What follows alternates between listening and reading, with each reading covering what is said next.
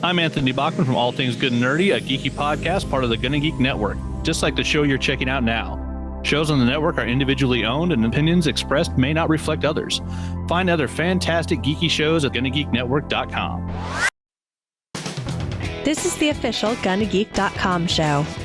Each week, we run down the latest news and happenings in the world of geek. These are your hosts for the show, Steven, Chris, and SP.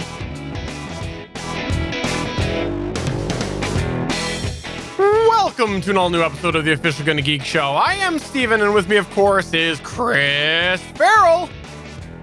Good evening, friends. We've also got the wonderful, the super amazing. You say to yourself, how am I so lucky to be listening to a podcast starring Stargate Pioneer?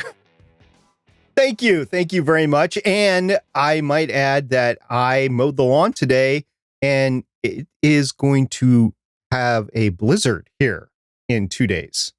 So mow the lawn, blizzard, probably mow the lawn again. It is springtime where I live. By the way, was that a better intro than last week? Because as I was editing, I started to feel really bad for how much I downplayed your amazingness after talking about how amazing Chris was last week. I know. I was listening back to it going, you were really, really, really underselling. I know who I was, what I bring to the show, and everything like that. The important thing is Stephen last week realized he owed me money. That's why it was so nice last week. Since we have settled up, we're back to just the traditional introductions. Absolutely. Hey, we're here with another episode of the official Gonna Geek Show. We talk about geeky things and other random musings. We take a little side quest here and there. And I wanted to just quickly mention, by the way, that somehow we did an uglier closing ceremonies Olympics uniform than the U.S. managed to do. Because, like, the U.S. closing ceremonies outfit was questionable. But Canada sure came in and out-uglied you. So I just wanted to go and get the recognition right now. Ours are terrible. I think this is what you can expect with a leaderless, cannabis-infused nation like Canada is. Look, you guys need Queen Meghan far, far more than the UK needs Meghan Markle. So I think Meghan comes in, she solves this issue for you, and next Olympics, you guys are riding high. You guys might even win the next Olympics underneath Queen Meghan. Well, first off, I'm not going to comment on anybody winning Olympics at all because let's see if they happen. Secondly, I think that we do need somebody better in charge of whoever designed those uniforms. I don't even want to call them uniform. It's like somebody went down and was like, hey, Salvation Army, what do you got on your racks? Oh, you got a bunch of jean jackets and jeans from the 90s? All right, we can work with that. Yeah, so Stephen, let me ask you this. Did you see the first season of Space Force on Netflix? I did, yes. Yes. Did you see all the alternative uniforms that they were going through? Yes, and they were all better than what we settled for our closing ceremony uniforms. These are great. I love these. These are absolutely... You could leave the closing ceremonies and then just go backpacking through Europe or, slumming a ride back to Canada or whatever. This is awesome. I have to say, I don't know why they chose them, because whenever this comes up on a Canadian social media, like website, news source or whatever, it does seem like the majority of Canadians are in the same camp as me and hate them. So I don't really know what they were going for here. There are a few people that do try to defend it, but it's odd. Give them a little bit of credit and at least say it's something different versus what Team USA has done for the last 20 years, which is wear preppy D-bag looking stuff that you get at Abercrombie and Fitch. So the USA uniforms look like you have to leave the closing ceremonies and go to the yachting club and get on your sailboat and go home that way. That's what they look like. Yeah. Well, if you want to check these out, we'll put some links in the notes over at GonnaGeek.com, or come to our Discord server at GonnaGeek.com/Discord. And we would love to chat more about this. And yeah, I wouldn't even try to defend them. Usually I sit there, and whether I actually agree with what Chris and SP are saying or not, I usually take the side of Canada, but not in this case. It's not happening. They're terrible. It's indefensible how ridiculous it is. And full credit to John Oliver on Last Week Tonight. I think he did the best takedown piece I've seen on both sets of uniforms, calling them both ridiculous. So at least we will be a mockery in the world together. Like the Good Geek Show. Two. We're number two. We're number two.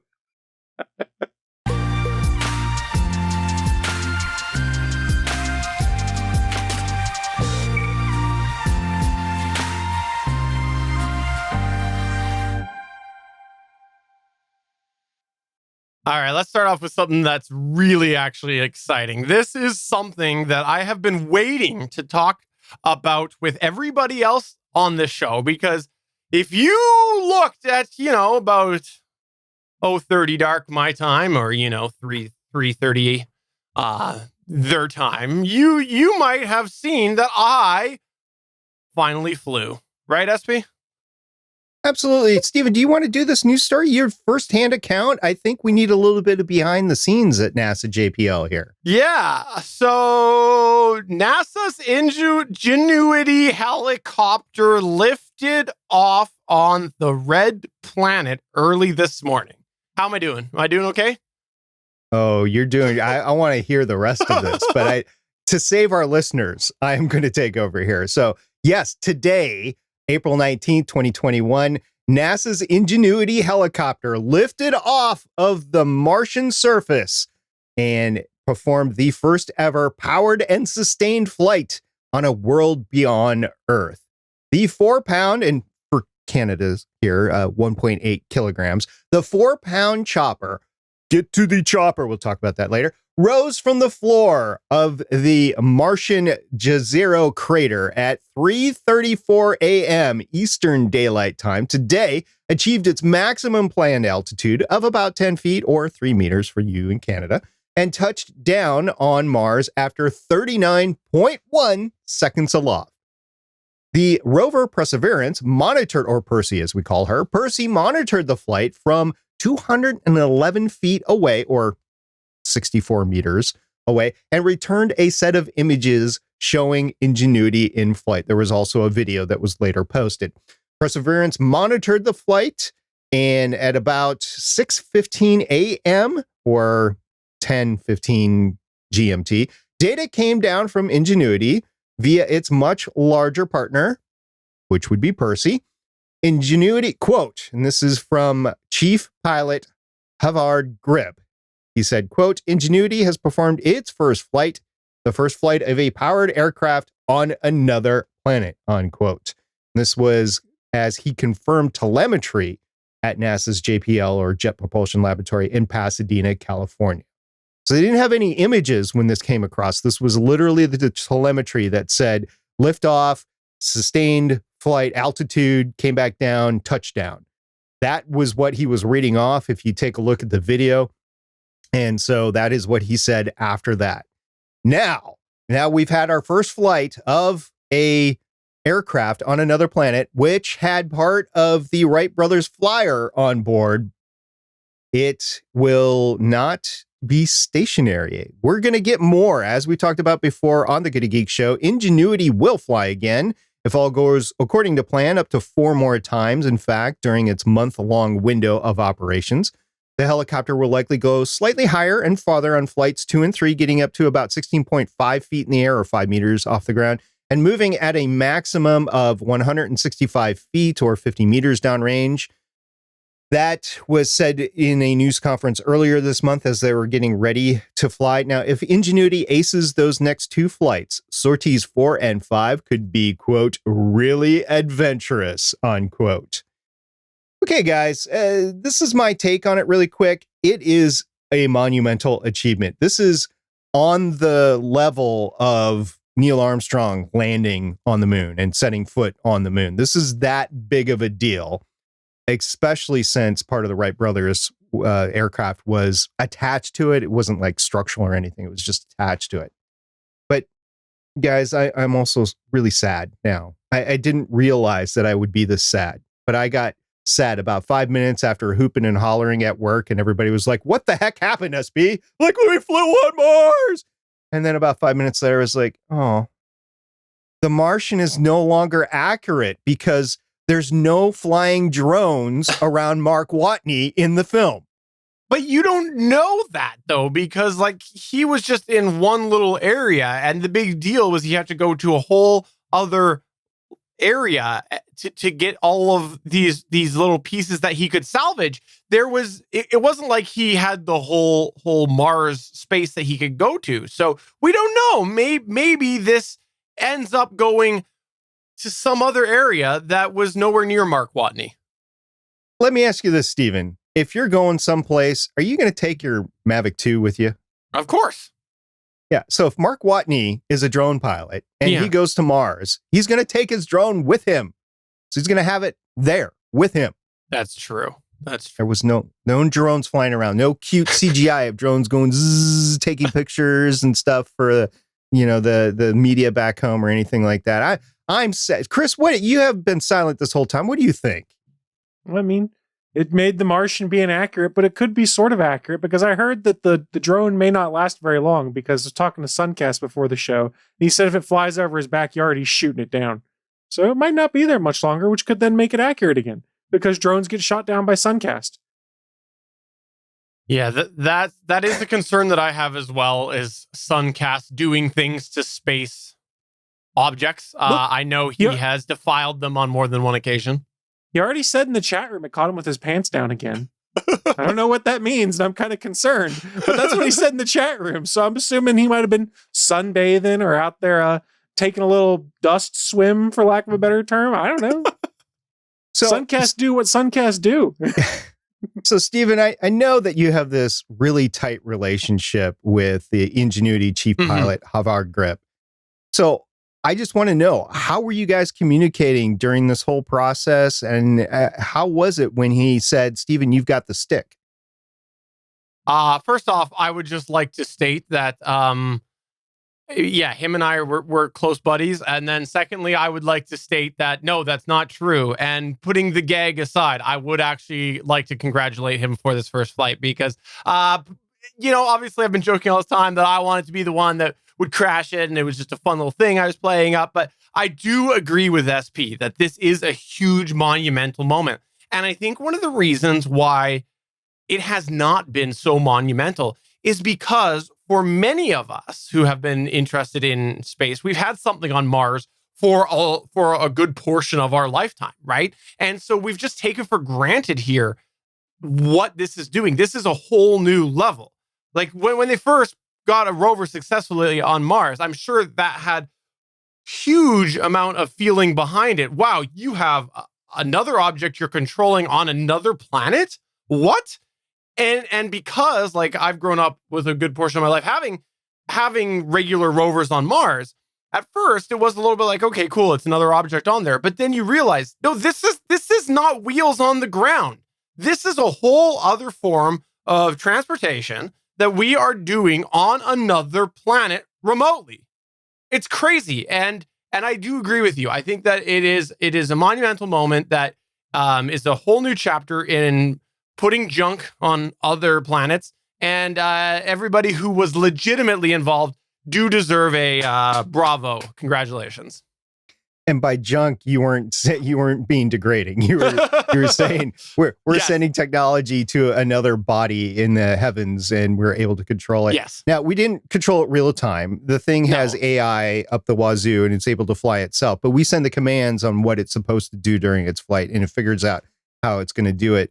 This was just, like I said, I'm floored. I'm a drone pilot. Stephen's a drone pilot. We've flown drones. So, I mean, there's that aspect of it, but this was a controlled, sustained flight. This is something that humanity didn't do until 1903. And then we go to Mars, and within just a few decades, we're flying on Mars. So this is going to really enhance exploration. This is going to enhance a whole bunch of stuff, not only on Mars, but if we're able to do this on Mars, we can also send submarines to those Jovian moons that have oceans underneath ices and stuff like that. This is opening up a whole new realm of exploration in space that's robotic, that does not put humans at risk. And it's not just humans at risk doing the exploration, boots on the ground. It is the space radiation that they're going to have to encumber on the trip there, while Mhm. they're there. It is just the fact that you're in a pressurized container with no air outside. So, you lose air, you die, that sort of thing. There's just a ton of more things that can go wrong in space. And if we can send robots to do better jobs than we have been in the past, we're just going to be able to figure out how we can utilize the solar system a little bit better. So this goes far beyond even just flying on another planet. This is, we've been able to do this. And another thing that I was thinking of was OSIRIS-REx, right? Where we went into Bennu and did the asteroid recently, and it's OSIRIS-REx is just going around the asteroid for the last time before it comes back home and brings back the samples of that asteroid. So that was robotic exploration, but it wasn't like sustained. We couldn't control it. It Right. was just like a hit and run sort of thing. This is sustained. This is a pathfinder for the technology to be used in the future. Now, remember, Mars' atmosphere only has 1% of Earth's atmosphere. The gravity is a little bit less, but it's not like flying. You never get like a 747 on Mars. It's just the way things go. So it's going to be a different type of flight on Mars. I'm all for it. And Chris, you dug up an interesting tweet for all this too. I did. From Arnold Schwarzenegger, right? I haven't watched it recently. I watched it earlier. I didn't dig it up, so this blind toss is not very effective. I think it was Suncast brought it up, actually. It was Suncast that did bring it up. So if you didn't know this, if it's been a while since you've listened to the show, we do have a regular reappearance from a good friend of ours named Suncast. He does come on the show on occasion, and he does involve himself in a lot of the space conversation. And he did find a tweet that Arnold put out yesterday, and it was the infamous "Get to the chopper" line. It was fantastic. I'm not even going to do the impression, but it was about this moment, and it was great, Arnie. Way to go, Arnie. Twitter game's strong right now. Everybody was getting into it. It was great. So congratulations to JPL. Congratulations to NASA.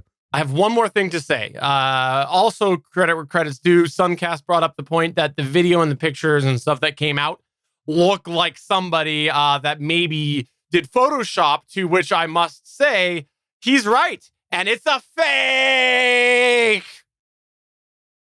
That's a DS9 quote, by the way. Did you have that queued up and ready to go in I the did. chat room? I did.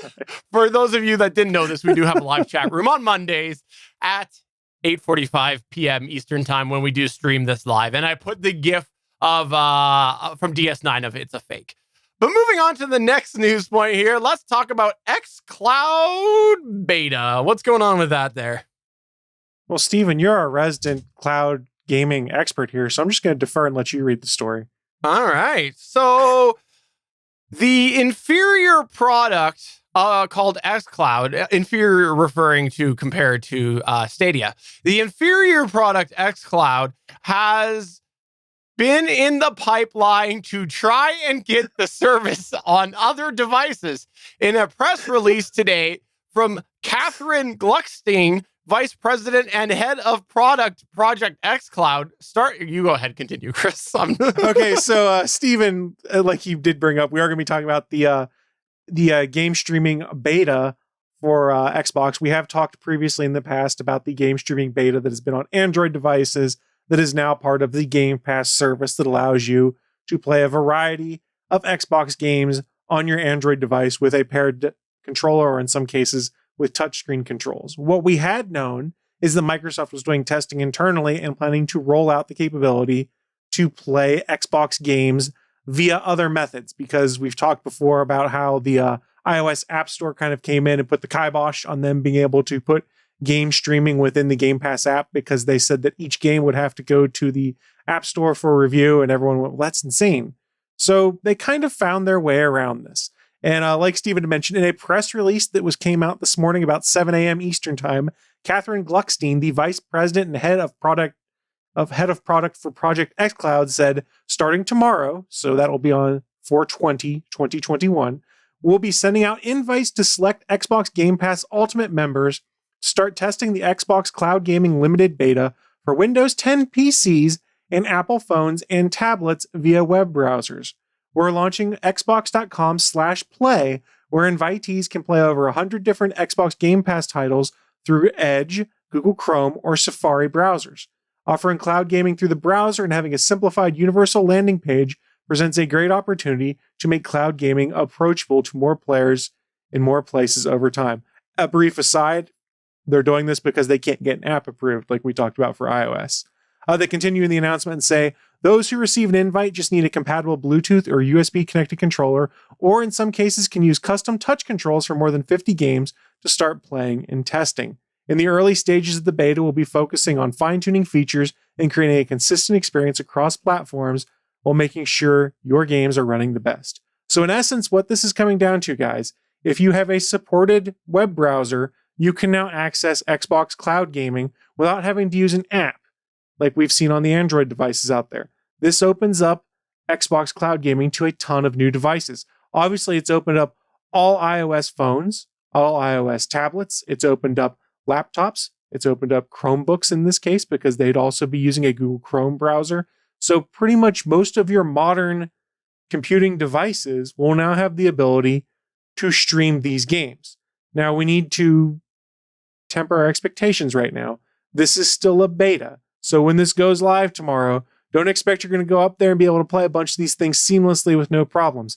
It's a beta. They haven't officially released it yet, but it is a sign of where they're going with this, realizing that Xbox and Microsoft can do gaming as a service, as we've seen with their Game Pass tool, and you don't necessarily have to rely on the hardware being in a person's house, bandwidth notwithstanding, and they'll be able to play these games. And this opens up millions of new devices, and I am really hoping I'm one of those ones that gets an invite tomorrow because I have an iPad Pro, one of the 11-inch ones, which I think would be great for playing games on. I also have a MacBook Air I'd love to try it on. And I would also like to do this, which I'm not sure if they'll have caught yet or not, but I want to sideload a browser onto my NVIDIA Shield because you can get Firefox, you can get Google Chrome, you can sideload them on there. And I want to go and bring up that website, xbox.com/play on the sideloaded browser and see if I can launch games through that. There are people that have sideloaded the Game Pass app onto Android TV devices with mixed success, but I imagine it would be easier if you're just bringing up a website and launching something and playing that way. I'm curious to see what this could mean. It could also mean that if you have an Android TV device of some kind, you basically have an Xbox gaming possibility now by going to this website. I'm really excited, cautiously optimistic to see where they go. We've talked about cloud gaming services on here before. I've talked about Stadia, where it was a mixed bag, but when they get things right, it works really well. But what I've seen on Microsoft's service so far for Project xCloud, as it used to be called, I think it's very promising. And Microsoft's been working this for years, and I'm really curious to see where they go with it. I'm really curious to see what this means, say, 5 or 6 years from now, as we start talking next-gen consoles again, whether Microsoft just says, nah, man, you just buy a dongle and all that hardware that would go out to the console sales is going in the data center. And for $15 a month, you continue playing and basically renting our hardware. It's what we've seen Google try and do with Stadia. We've seen Amazon do it with, I think, Project Luna is what they're calling it. But I think Microsoft's pulled it off the best so far. And admittedly, I have an Xbox. I could be called an Xbox fanboy. Maybe I'm a little biased there, but they seemingly have the best results so far with the biggest back catalog. Yeah, this is huge if it can be reliable, because like I don't have the latest Xbox. Like I don't have any of the Series X series. I don't have any of them. But I do have a fairly like a very modern computer. Like it's an AMD Ryzen 9 3900 XT, 64 gigs of RAM, half decent video card. I have fiber. Like I have a good formula to be able to keep up with whatever is needed here. And because it's on the cloud, it's probably only going to use a little portion of that. And you get a plug-in Xbox controller for like $20 USB to your computer. Okay, yeah, sure, it plugs in, but you're right next to your computer. I tried it a little bit with the app that connected to the console. It was okay. It wasn't the best experience, just because you could tell the app at the time was a little dated compared to where the technology should be and things like that. But this is all modern, and this is huge if it is able to keep latency low and things like that. Now, again, there's only going to be a percentage of people who at the moment have the capability to do that, because I think computer-wise, you're not going to need that much since all the processing is happening in the cloud. But where you might run into problems is if your computer is so weak that when you have anything else going, like, you know, your antivirus or whatever it is, or you know, an update starts in the background, it bogs down your computer, that hits your hardware, like your network and whatnot, and now you got the latency introduced. So like, if people are day to day on the edge of what their computer could do, I could see this being not a great experience for them. But internet connections, they're getting higher and higher upload speeds and more reliable connection to a lot of places across Canada and the States and elsewhere in the world. So I am really excited, and I also hope I am one of the beta people on here. But I probably am not, because at some point I was invited to something that they told that I could beta, but I never signed up. So they probably put me on the no beta list. Well, and some background on how they're keeping latency low right now. I don't remember if I talked about in the original review, but pretty much everything is capped at 720p, which when we're talking about playing on a cell phone or a tablet, not necessarily as problematic for those that want to try and sideload a browser and play on a Android TV device. You'll probably notice it there because you're capped at 720p and you're probably playing on your 4K screen, so things may look a little strange. But I think Microsoft has said their plans are to eventually step that up and replace the hardware in the data center, because I believe the hardware that you play these Xboxes on is the Xbox One S devices. And once they have, you know, chips they can buy and things like that, the talk was they'd be replacing all of those with the Xbox Series X in the data centers, and then could potentially begin exploring sending a more robust stream back to you. But if it's only a 720p stream, it'll be interesting because you don't have the same problem you do with Stadia, where you potentially use like 40 gigs of data playing an hour. So are they using physical consoles for this? Effectively, they took the guts out of a bunch of consoles, and that's what's in the data center stood up to do this. That's hooked into all of their servers and stuff like that. So like, when you launch a game on the game streaming service, you basically are launching an Xbox in their data center that has the game on it. The digital version of it is my understanding. I would have thought for sure there'd be like some form of emulation that they made. That's crazy. Well, I think they have to do it that way or it's easier to do it that way because when you launch older Xbox games that are on there now, that's being emulated on that Microsoft hardware. Okay. So it's probably not necessarily designed to run emulation, then emulate something else within the emulation to run an older game. So I think that might be their justification for why they're using Xbox hardware in their data centers to do it. Probably also makes it easier for them rather to make their games work on the cloud-based service, because you don't have to do anything different. It's basically, if it's an Xbox game, it plays, versus say porting something to Google Stadia or Amazon Luna. There's different kinds of things that have to be done to port the game to run on that service. I game so infrequently, I wouldn't call myself an expert by any means. But just looking at this, it appears to me like Microsoft really wants to leverage the success that has been with the Nintendo Switch, where you have this handheld gaming platform that you can have wherever, but then yet you can plug it into your TV when you're home and you can play it there. So you could play it just about anywhere, basically. And Xbox with Microsoft, you traditionally have been confined to the TV that your Xbox has been on. So it limited the clientele or the customers that they could expand into. So I'm really encouraged at all of these things. I mean, we've seen different levels of using the internet or your local Wi-Fi to enable gaming on different platforms, different screens in your own home. I think we're just going to see more and more of this. I know I was kind of like, a couple of weeks ago, or maybe it was last week, that said, I'll be really sad when the consoles go away because I grew up with them. But in retrospect, in thinking about it, this is just going to be the way of the future. If I have a pocket computer on my person everywhere but work that is more advanced than anything I had growing up, why not leverage that sort of technology for some sort of gaming and just make it more accessible? I mean, you could take your controller on the subway in New York or Washington, D.C. or whatever, and there be a little screen that you could rent to play, or you could go onto an airplane that has internet connectivity and you can play your game there or whatever. I think that's where we're going to go. And I think it's just going to be great for gamers all around. And we'll see what happens with the hardware, because I still think we'll need advanced hardware to do the next step of gaming, which is the virtual reality and that sort of thing. But yeah, we'll see how this goes. I'm excited to see how this takes hold. So you remember the hotels in the like 90s and early 2000s where you'd go in there and they'd have like an N64 controller that was plugged into the back of the TV that allowed you to play N64 games. That's basically what Microsoft looked at and went, huh, we can do this and use your phone as that controller. Yeah, why not? Well, let's go ahead and move on from one piece of gaming news to another. I know since Chris is the big Xbox fanboy, I would cover the other fanboy that he is, arguably the bigger fanboy, which is Sony. I don't know if you know this, but Sony has announced that they will no longer be shutting down the PS3 and Vita stores. Last month, Sony did announce that the PlayStation 3 and PSP stores would be taken down on July 2nd.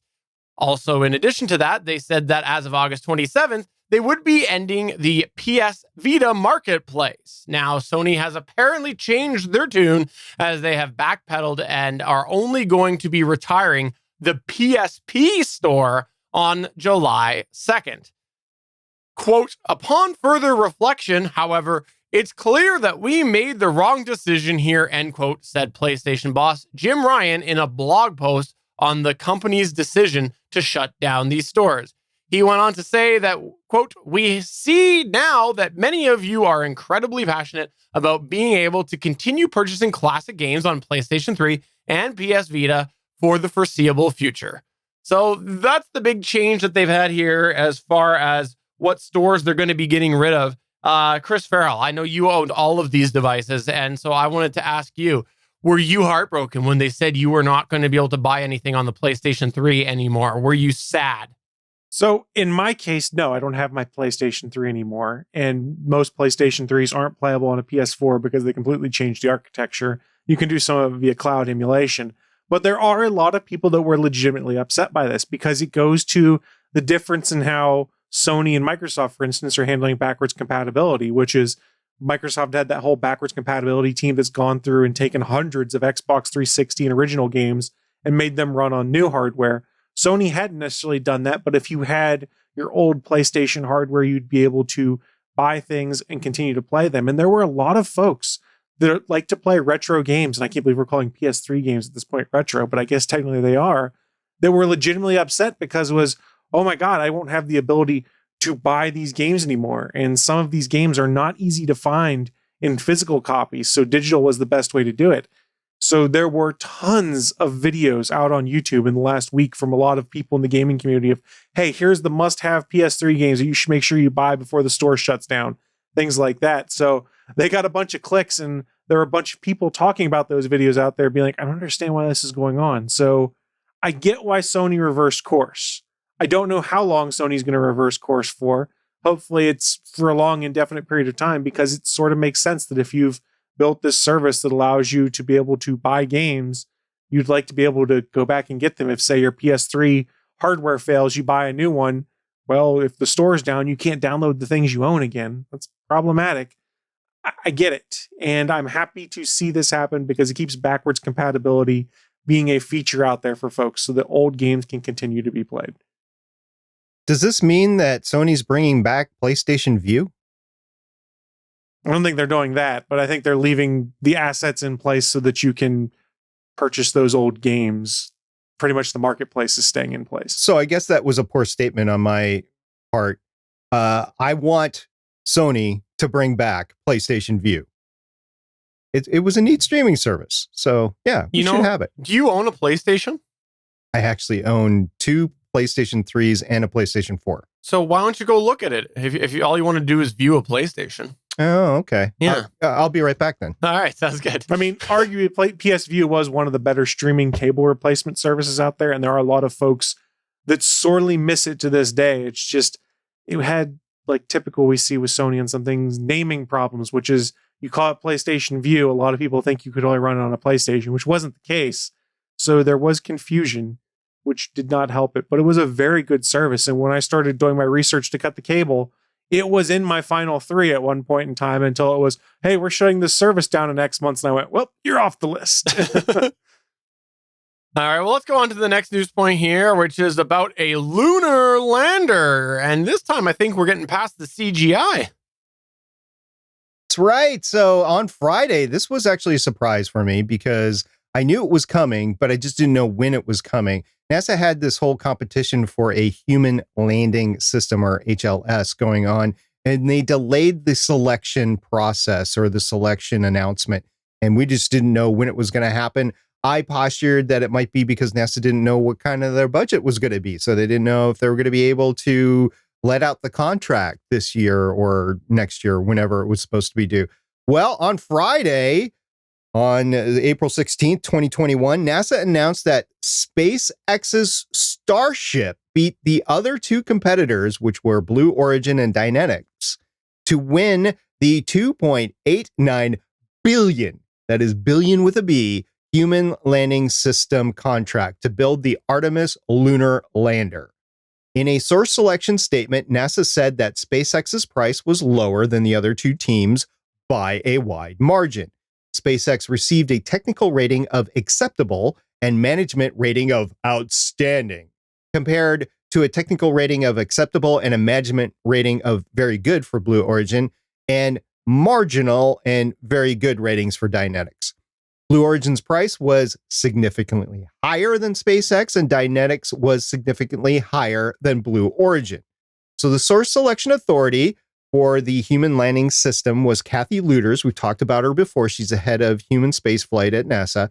Stated that while Blue Origin's proposal has merit, she did not select it for a second option A award because I find that its proposal does not present sufficient value to the government, and because of the limited funding after selecting SpaceX for one award.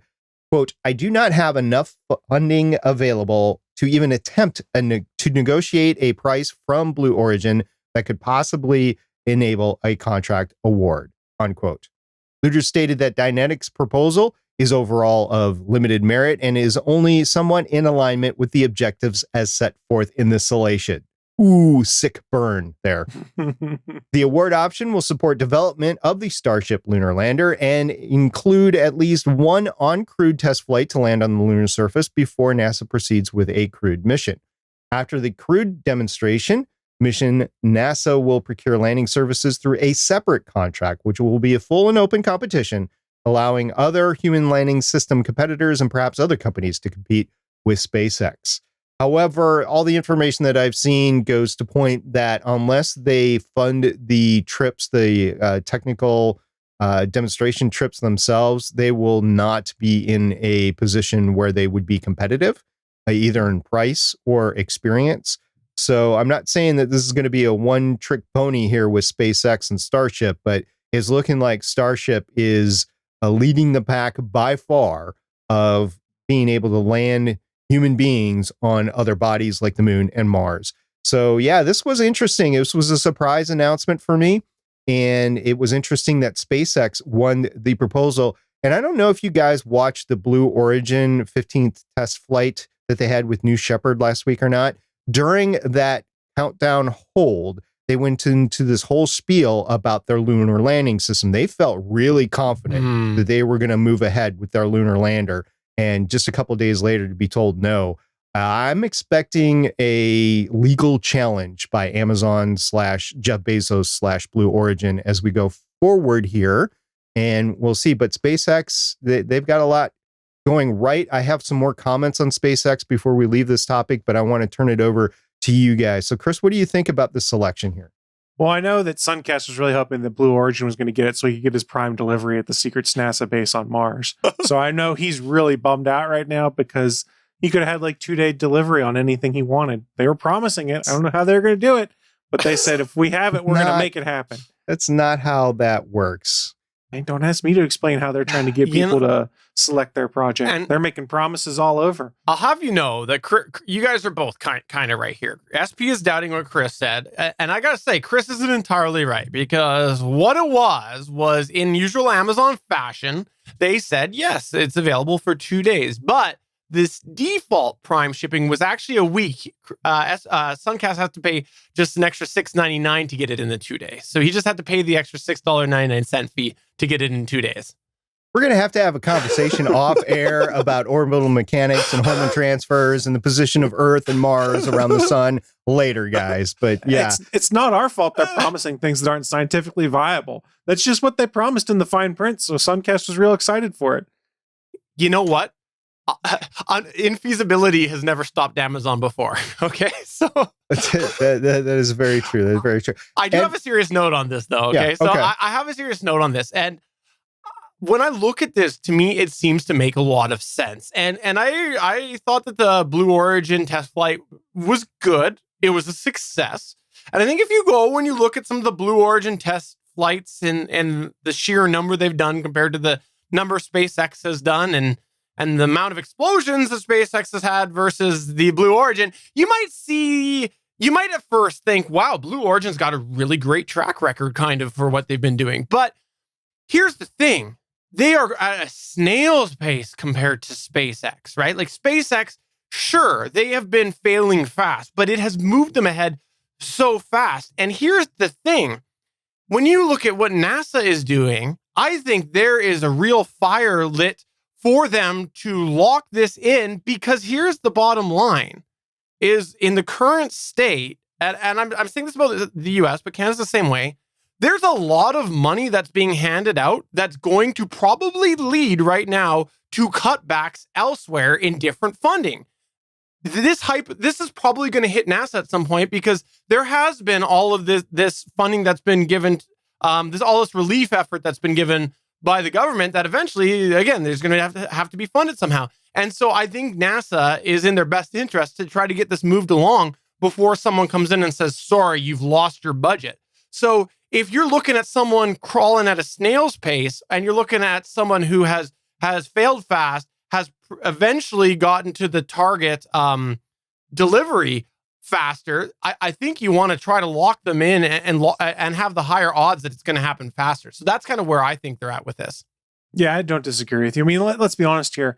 I was not shocked, at least when I heard that it was SpaceX that won, because what is it you hear about most when it comes to space travel and things like that right now? It's SpaceX. And I think we've brought it up on here before, which is Elon Musk's team that handles press and PR for SpaceX is just smoking whatever Blue Origin's doing, because we never really hear as much buzz or have near as many live streams, it seems like, on YouTube of people geeking out over a Blue Origin launch compared to the 3 SpaceX launches you might have had since the last Blue Origin one. So I don't think it shocks anyone. I think it goes back to what you're talking about, Stephen, which is they're just leaps and bounds ahead of the competition right now. So not shocked, and I'm curious to see where it goes. And it reminds me of being a space nerd Chris in the early 90s, being always excited about shuttle launches and stuff like that and what's going to happen next. Now I actually understand it a little bit better, and I'm still just as excited. Yeah, to be clear, this contract was to bring humans from the Gateway station that will be orbiting the moon down to the lunar surface. So this won't be launching humans into space. That will go to the SLS and the Artemis system and the Orion space capsule.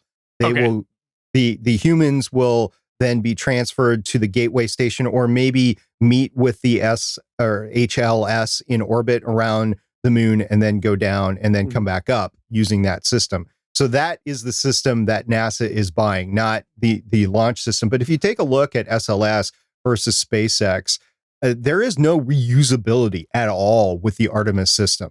The Artemis system, to me, will be another Apollo program where you have a limited run of the rockets that are put together to launch into space. It's not economically viable. And that's the bonus of what Elon Musk and SpaceX will bring to the table if they can get their flights to the point where it's only $10 to $30 per pound to orbit.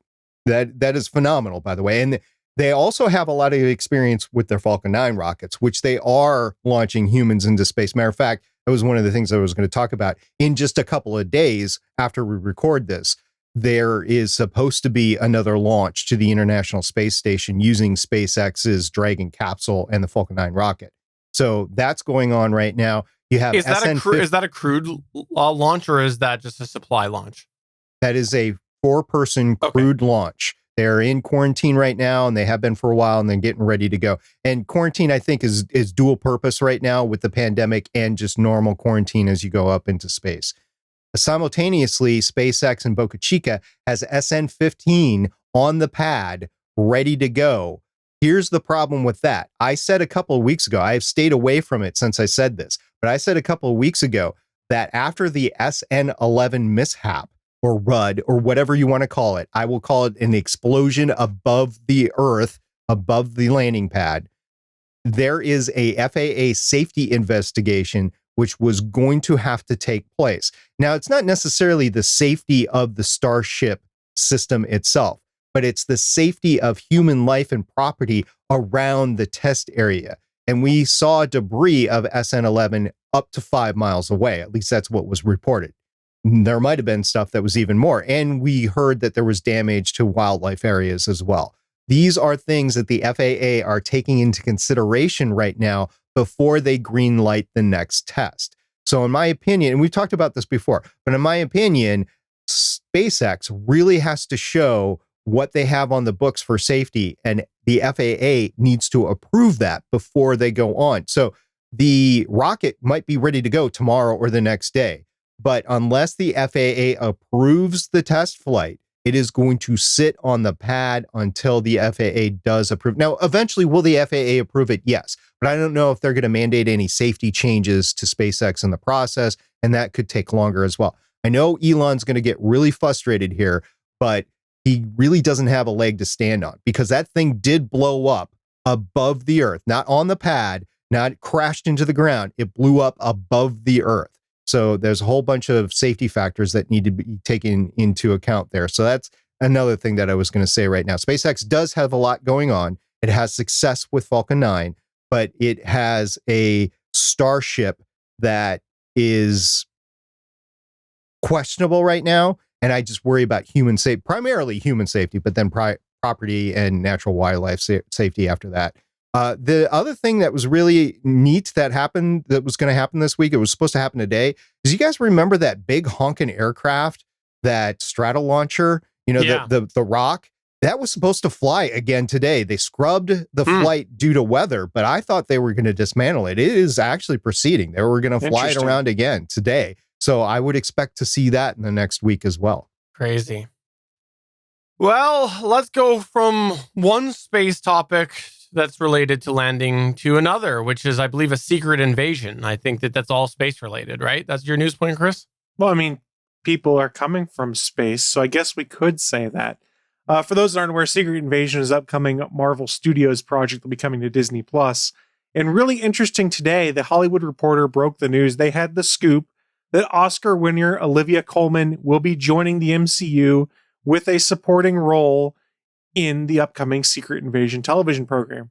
For those that aren't aware, Colman, who was nominated for Best Supporting Actress this year for The Father, is who we're talking about here. Some background on the Secret Invasion show, if you guys weren't aware. This show uses the events of the Captain Marvel movie as a jumping off point and focuses on the ever-popular secret agent Nick Fury, played by Sam Jackson, and a shapeshifter from the alien race known as the Skrulls, where Ben Mendelsohn will be reprising his role from the movie. We don't know a ton of the plot of the Secret Invasion television show. The comics are out there, so you could probably glean some info out of that. And they have made a point of not saying what role Olivia Colman will be playing. But she's a really, really good actor. And they've gotten another good actor signed up to join the MCU. And I just kind of enjoy the fact that this actor that's well acclaimed, that got a lot of buzz around her right now from playing Queen Elizabeth in the last 2 seasons of The Crown, came and signed on to do an MCU movie. And I just like the fact that Marvel can throw these cool projects at all sorts of different talent and get people on board. And maybe it's just, I remember like in the the 90s and the 2000s, kind of the stigma associated with comic book movies, because they're all garbage and people would laugh, like, ha ha ha, so-and-so is going to do a comic book movie. It means their career is over. And now we've got these acclaimed actors, folks like Glenn Close, Olivia Colman, Samuel Jackson, folks like that. They're like, I want to do a comic book movie because it's probably a bit fun for them. And it's probably a fairly decent paycheck if you get signed on to do a few movies too. So I'm really excited to see what role Olivia Colman gets and what she gets to do in the MCU, because she is a fantastic actor. This is really interesting because it seems like there's a lot of stuff still in the pipeline, and we've got this project being announced. So I feel like it's a little early for Ultimate PR as well. I don't feel that they've really picked up speed post Big Lull. I think that they're still working on trying to respark that fire. I do feel like they still have a bit to go before they get that big fanfare that they were having when they had multiple movies a year. And I think it'll be a little bit till they get there, because they did drag their heels on any form of release of new projects. So I'm really, really unsure why this broke today, because I feel like it is going to get a little bit buried as they continue to try to, again, get back up to speed. Well, I mean, it's just a casting announcement. Let's also remember there's 4 Marvel movies coming out this year still, in addition to like 4 series on Disney Plus. So the pace is picking up, and Secret Invasion should start having to do pre-production soon, I think. You brought up a lot of great points, Stephen, and I want to try to take them one by one. If I forget one, I'm sorry. But first of all, this you can just go ahead and say I agree with everything you said, Stephen. That works. That's usually what it comes down to, because you're the editor, right? But this lull post Endgame reminds me a lot of the lull post Avengers, where you had Iron Man 3 and everybody was like really struggling with where is this franchise going? Because remember, Avengers came out and we're like, whoa, this is great. This series of movie led up to Avengers. We hadn't seen anything yet. And it's what we finally got into Endgame. I mean, that was like the start of everything. I guess you could say with Iron Man in 2008, that was the start of everything. But there was a similar lull that happened, and Iron Man 3 was not the best movie either. And they're being able to move forward a little bit with these series on Disney Plus, which will take some of the sting out of the restart. It's not like a complete cold start. It's like a push start with the clutch, and when your battery's dead, that sort of thing. So I think they're moving forward with that. Why this announcement came out now, this is the final week of The Falcon and the Winter Soldier. And then they have like a 5 or 6 week break before Loki. So they want to take advantage of some of the hype that's going on with the ending of Falcon and the Winter Soldier. If I was a betting man of what's going on here, then you're going to have Black Widow coming up pretty soon. And so you have stuff that's heading on here. The other thing that I will say of having these big actors that have won Oscars and they have a lot of acclaim, just looking at her IMDb credits, she has 111 credits. So she's been very prolific in her career. They will never win another Oscar. I think the closest you got was with the whole Black Panther issue. I don't think the comic books movies are ever going to win Oscars for performance. So what they're signing up for is notoriety, maybe a tip of the hat because they are good actors. But I think you hit the nail on the head where it's a payday.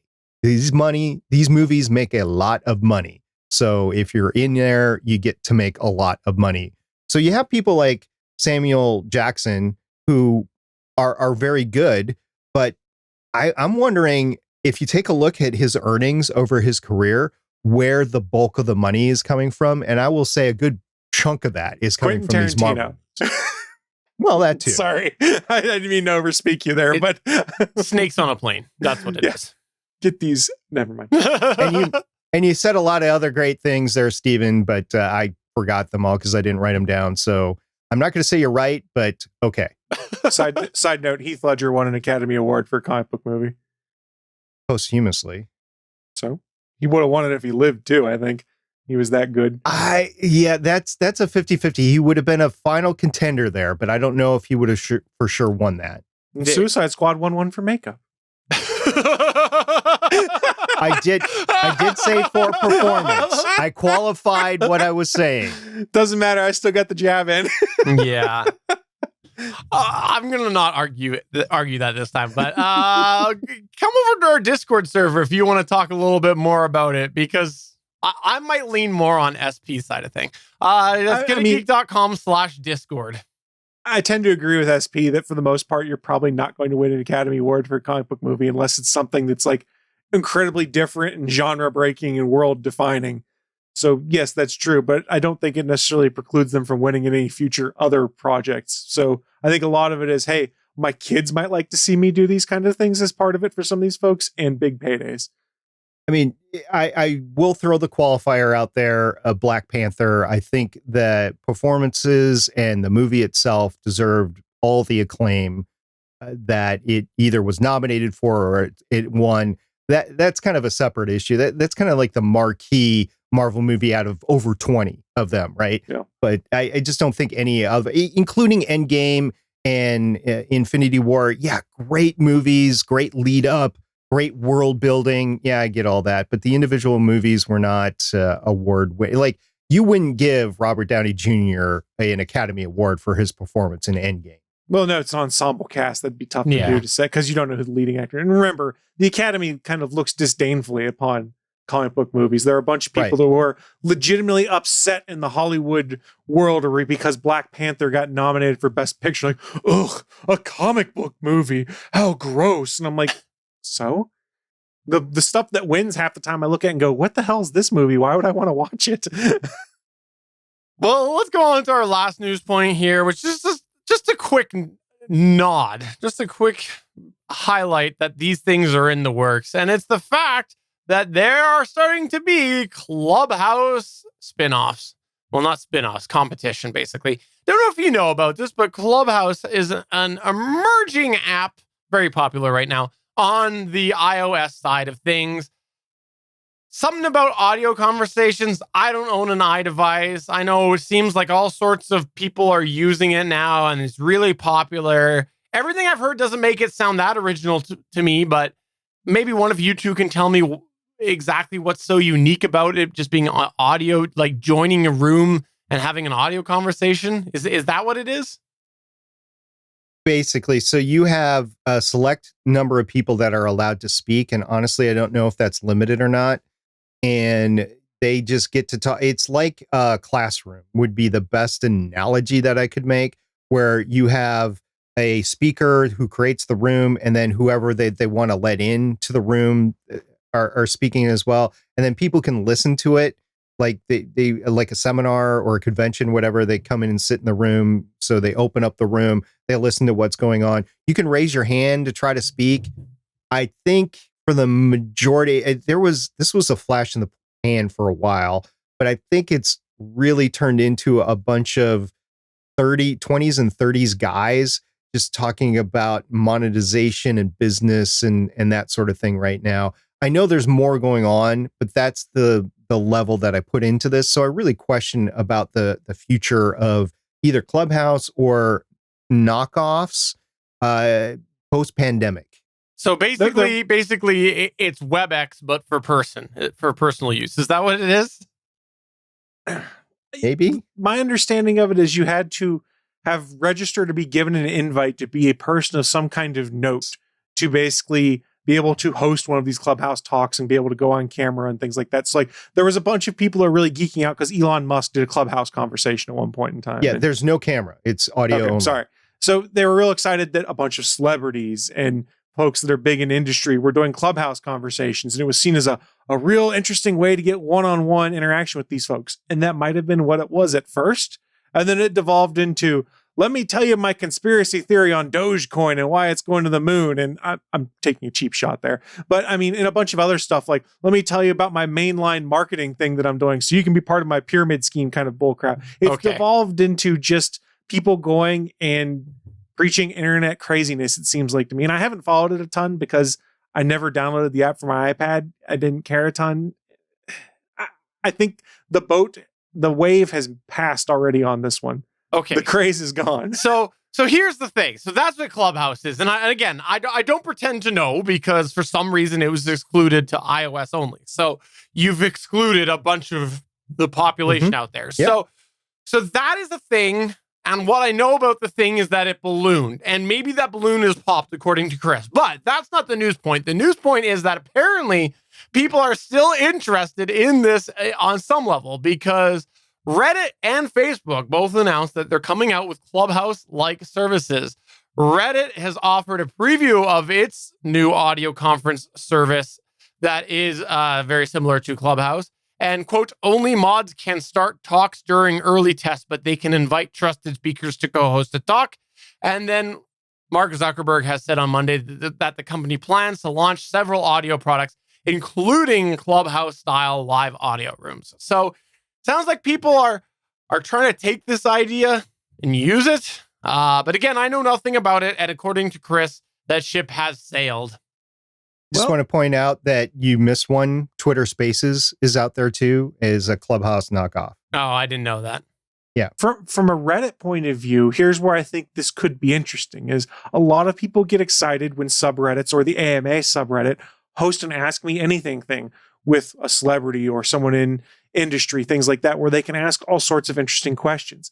I could see a moderated Reddit version of Clubhouse being really interesting for AMAs because you don't necessarily have to have the person in question having to type everything. It makes for some interesting one-on-one where a person asks a question, they reply back. That could be kind of cool. And it also would then sort of tie into, you mentioned only moderators could do it at this point, being controlled so it's an approved topic that goes through a subreddit's controls. That could be neat, but I don't know that it's necessarily something a bunch of people are going to be like, oh my God, I have to do this. Because the nice thing about an AMA is you can post a question, come back 6 hours later and find where your question is easily enough, see if anyone replied to it, and then skim through the rest of it versus listening to an audio feed for 90 minutes to try and figure out what goes on. What would be the difference between that and just a normal stream on YouTube or Twitch? Nothing really. It's more that it's just built into the platform. So in theory, you could have some interesting hooks in there. Like if you could set it up so that like questions asked in, say, the subreddit, and whenever you bring that question up, it put a reply below with like the timestamp of where it is. And that could be kind of cool. I don't know what their plans are with it. You could do interesting things with it, maybe. I think there is a potential appeal to having a service that has the streaming and the ability to try to join or hands up or whatever. Like, let's go way back. There was a service called Blab that allowed that to happen. And that was, for the record, I did not bring up Blab. and it was a video service that, again, was kind of similar, but with video, where you would have a select group of people, and then you could let other people come and go. And part of the appeal to that was the fact that people could just randomly stumble across your Blab. And so I guess it's kind of similar. I don't know. It would be similar from the aspect of anybody from the audience could join into the call. Yeah. If I remember Blab correctly. So to be kind of like that, yeah. There was a limited number of people. I'm trying to remember if they went up to 6. I know it was 4. It was 4. Yeah. So, yeah. If you get beyond 4 people on audio only, it gets a little bit muddled anyway from a broadcast standpoint. So from a listener, you're listening to 4 people over talk each other, and it just gets worse from there, sort of thing. So I've listened to a couple of them, honestly. Yeah. Yeah. There are some very professional ones. There's some that have people that are being courteous and they're really talking intently and seriously about whatever topic that they're talking about. So I'm not going to say this whole thing is useless. I just don't think it's going to get a wide adaptation, especially since now you have diluted the market between so many different things. Reddit, Facebook, Twitter. I bet you there's another half a dozen of the ones that are in the process right now. And one of the downfalls of Blab was the whole video over the WebRTC thing and how Blab just crunched and was crippled underneath the weight of so many simultaneous blabs going on. The benefit of this is it's audio only. So it's definitely not as much streaming data that's going back and forth or being crunched over the servers. So there is a benefit from that aspect, but I don't know if it'll get adaptation or not. There was another service out there, still is, called Voxer. And Voxer is a chat room where you can go back and forth with snippets of video that's limited in time. And some people use that quite frequently. It's like a walkie-talkie chat room. But honestly, that fad has passed too for the majority of adaptation. I think that's a great example on very small niches, like it basically surviving with very small niches, and beyond that, mainstream popularity just makes it go away. So I think it'll be interesting to see what comes of these. I tend to think that if you are getting big players in here like Facebook or Reddit, I think Clubhouse could be the loser. That's fair. And if you want some interesting opinions on Clubhouse, Cody Goff, who's been on the show many times, at Producer Cody on Twitter, has talked about it a few different times on Twitter and things that he thought was problematic with that platform and some other platforms that he thought were better for that kind of engagement and things like that. So go either tweet him and ask about it or just go through his timeline where he's talked about some of what he thought were the pitfalls of Clubhouse when he was investigating it and participating in things on there. But that's going to go ahead and take us to the end of the show. Before we wrap up, I'd like to just give everybody a moment here to plug and promote and do whatever you would like. And then I'll edit it out in editing. Go ahead, Chris Farrell. So, friendly reminder, there's a lot of live content you can catch over here at geeks.live. If you're watching the show as we record this right now, scroll down to the bottom of the page a little bit. You'll see a calendar of all of the upcoming live events. Please come on in, check out some other content, and tell them that we sent you in the chat room. SP? I'm going to promote our Discord server, which you can find at gonnageek.com/Discord. You know, I just rattle off a bunch of space stuff that was happening. And I've been trying to limit the amount of coverage that I do here on the podcast. I don't want to talk about everything every week, but there is a lot going on. If you don't want to miss what's going on, odds are I will post a link to whatever is going on in the outer space channel in the Discord server throughout the week as things progress. So if you're just interested in space stuff, you can come into the Discord server and we can talk space stuff. I would love that very much. And then all of the other Gonna Geek shows and network topics are there for you to consume as well. So, for episode 373 of the official Gonna Geek show, I'm Stephen John Drew saying, and the Academy Award for the best costume design goes to the person that developed the Team Canada Olympic wear. I'm SP saying, I wish I would get that paycheck. We'll see everybody next week. Bye. I'm Chris, and I'm making a knockoff app called Funhouse. I need to go dig out my denim jean jacket now, apparently. Bye. Canadian tuxedo.